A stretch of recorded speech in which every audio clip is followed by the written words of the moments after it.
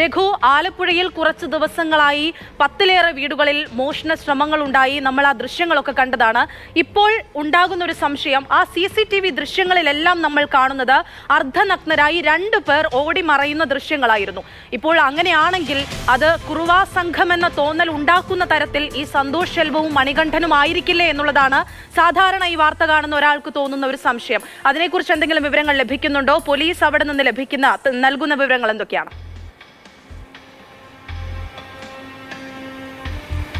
അനശ്വര, ആദ്യഘട്ടം മുതൽ തന്നെ ഇത് മലയാളികളല്ല എന്നുള്ളൊരു നിഗമനത്തിലേക്കാണ് പോലീസ് എത്തിയത്. കാരണം മലയാളികളാണെങ്കിൽ സ്വാഭാവികമായി തന്നെ അവരുടെ ഒരു ശരീര പ്രകൃതം, ഒപ്പം തന്നെ മോഷണത്തിൻ്റെ സ്വഭാവ രീതി എന്ന് മാത്രമല്ല CCTV ക്യാമറകൾക്ക് മുമ്പിലൂടെയൊക്കെ വളരെ നെഞ്ചുവിരിച്ച് വളരെ ഒരു പിക്നിക്കിന് പോകുന്ന ഒരു മൂഡിലാണ് ഈ കള്ളന്മാരൊക്കെ കടന്നുപോയതും. അതുകൊണ്ടാണിത് മലയാളികളല്ല എന്നുള്ളൊരു നിഗമനത്തിലേക്ക് പോലീസ് എത്തുന്നത്. കാരണം മലയാളി കള്ളന്മാരാണെങ്കിൽ പരമാവധി CCTV മലയാളികളല്ല എന്നുള്ള സംശയം, അല്ലെങ്കിൽ ആ സംശയം ബലപ്പെടുന്നതാണ് ഇപ്പോൾ ലഭിച്ചിരിക്കുന്ന വിവരങ്ങളും ഈ ദൃശ്യങ്ങളും. സന്തോഷ് ശെൽവം പതിവ് കുറ്റക്കാരനാണ്, സ്ഥിര കുറ്റവാളിയാണ് എന്നുള്ളതാണ് വിഷ്ണു പ്രകാശ് കൊച്ചിയിൽ നിന്നും നൽകുന്ന വിവരം. രഘുവിലേക്ക് വീണ്ടും പോവുകയാണ്. രഘു, തുടരുക. വീണ്ടും നമ്മൾ കൊച്ചിയിലേക്കാണ്. വിഷ്ണു, നമ്മൾ സന്തോഷ് ശെൽവത്തെ പറ്റിയാണ് സംസാരിച്ചുകൊണ്ടിരുന്നത്. അയാൾ സ്ഥിര കുറ്റവാളിയാണ്, പാല രാമപുരത്തെ മോഷണ കേസിൽ പ്രതിയാണ്. ഈ മോഷണവും ആലപ്പുഴയിൽ ദിവസങ്ങളായി നടന്ന മോഷണ ശ്രമങ്ങളുമായി സാമ്യമുണ്ട് എന്നുള്ളതാണ് പോലീസിന് സന്തോഷ് ശെൽവത്തിലേക്ക് പെട്ടെന്ന് തന്നെ എത്താനായത് എന്നുള്ളത് മനസ്സിലാക്കുന്നു.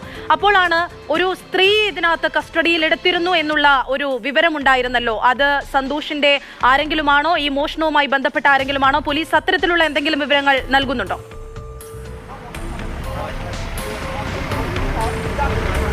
നിലവിൽ പോലീസ് പറഞ്ഞത് ഇത്തരത്തിൽ സന്തോഷിനെ ഈ എറണാകുളത്ത് നിന്നും പിടിക്കുമ്പോൾ രക്ഷപ്പെടുത്താനായിട്ട് കുറച്ച് സ്ത്രീകളും കുട്ടികളും അടക്കമുള്ളവരാണ് എത്തിയതെന്നാണ് പോലീസ് പറഞ്ഞത്. ആ സംഘത്തിൽ ഉൾപ്പെട്ട കുറച്ച് സ്ത്രീകളെ അന്വേഷണത്തിൻ്റെ ഭാഗമായി, അതുപോലെ തന്നെ പോലീസിൻ്റെ കസ്റ്റഡിയിലുള്ള പ്രതികളെ രക്ഷപ്പെടുത്തിയ എന്ന കേസിൻ്റെ ഭാഗമായി പോലീസ് കസ്റ്റഡിയിൽ എടുത്തിരുന്നു. അവരെ പോലീസ് അന്വേഷണത്തിൻ്റെ ഭാഗമായി തന്നെ ചോദ്യം ചെയ്തു വരികയാണ്.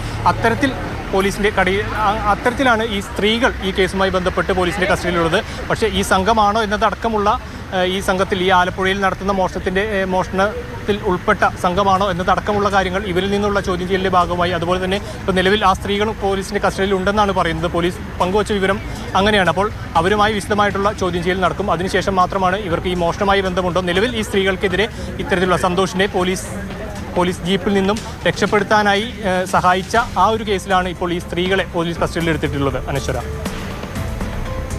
വിഷ്ണു, എറണാകുളത്ത് കൊച്ചിയിൽ പോലീസിന്റെ വിശദമായ വ്യാപകമായ തിരച്ചിലൊക്കെ നടന്നിരുന്നല്ലോ. അപ്പോഴും ഇതിനെക്കുറിച്ച് ചോദിക്കുമ്പോൾ ഇതൊക്കെ സിമ്പിൾ ആണെന്നുള്ള മറുപടിയല്ലാതെ ഇപ്പോഴും അവർക്ക് ഉറപ്പിക്കാൻ കഴിയുന്നില്ല. നമ്മുടെ സംശയം പോലെ ഇത് തമിഴ്നാട്ടിൽ നിന്നുള്ള ഏതെങ്കിലും ഗ്രാമത്തിൽ നിന്നുള്ള മോഷണ സംഘമാണോ എന്നുള്ളത് അവർക്ക് ഇപ്പോഴും ഉറപ്പിക്കാൻ കഴിയുന്നില്ല. ഇപ്പോൾ മണ്ണഞ്ചേരി പോലീസ് അറസ്റ്റ് രേഖപ്പെടുത്തിയിരിക്കുന്ന, കസ്റ്റഡിയിലെടുത്തിയിരിക്കുന്ന മണികണ്ഠനെ പറ്റി പോലീസ് എന്താണ് പറയുന്നത്? അയാളും ഇതേപോലെ സ്ഥിര കുറ്റവാളിയാണോ? ഇവർ ഒന്നിച്ചാണോ മോഷണങ്ങൾ നടത്തുന്നത്? അത്തരത്തിലുള്ള എന്തെങ്കിലും വിവരങ്ങൾ ലഭിക്കുന്നുണ്ടോ? പോലീസ് പറയുന്നത് ഈ മണികണ്ഠൻ അടക്കമുള്ള അവരുടെ ഒരു ഫാമിലി ആയിട്ടുള്ള കുറച്ച് ആളുകൾ ഈ പ്രദേശത്ത്, ഈ കൊണ്ടന്നൂർ പാലത്തിന് താഴെ കുറച്ച് നാളുകളായി തന്നെ ഈ തോടുമായി ബന്ധപ്പെട്ട് അവിടെ നിന്ന് മത്സ്യബന്ധനം നടത്തി വരികയായിരുന്നു. അങ്ങനെയാണ് മണികണ്ഠന് ഈ കേസുമായിട്ടുള്ള ബന്ധം. പക്ഷേ അതോടൊപ്പം തന്നെ പോലീസ് പറയുന്നത് ഈ സംഘം രാവിലെ ഇത്തരത്തിൽ ഇവിടെ മീൻ പിടിച്ചും മറ്റും ഉപജീവനമാർഗ്ഗം കണ്ടെത്തി പിന്നീട് രാത്രിയിൽ ഇവർ ഈ മോഷണ ശ്രമവുമായി ബന്ധപ്പെട്ട് മറ്റ് സ്ഥലങ്ങളിലോട്ട് പോവുകയും ആ വീടുകൾ കുത്തി തുറന്നടക്കമുള്ള മോഷണശ്രമങ്ങൾ നടത്തുന്ന ഒരു രീതിയാണ് ഇവരുടെ. അപ്പോൾ അങ്ങനെയാണ് ഈ പ്രദേശത്ത് നിന്നും ആലപ്പുഴയിലോട്ട് ഇവർ എത്തിപ്പെട്ടിട്ടുണ്ടാവുക എന്നൊരു സംശയം പോലീസ് പങ്കുവയ്ക്കുന്നുണ്ട്. നിലവിൽ മണികണ്ഠന് ഇത്തരത്തിൽ ഒരു കേസ് മുൻപ് ഇത്തരം കേസുകളിൽ ഉൾപ്പെട്ടിട്ടുണ്ടോ എന്ന് അടക്കമുള്ള കാര്യങ്ങളിൽ പോലീസ് അതിനൊരു മറുപടി പോലീസ് നിലവിൽ നൽകുന്നില്ല. ഏതായാലും സന്തോഷ് എന്നുള്ള ആൾക്കാണ് ഇത്തരത്തിലൊരു കേസുള്ളത്.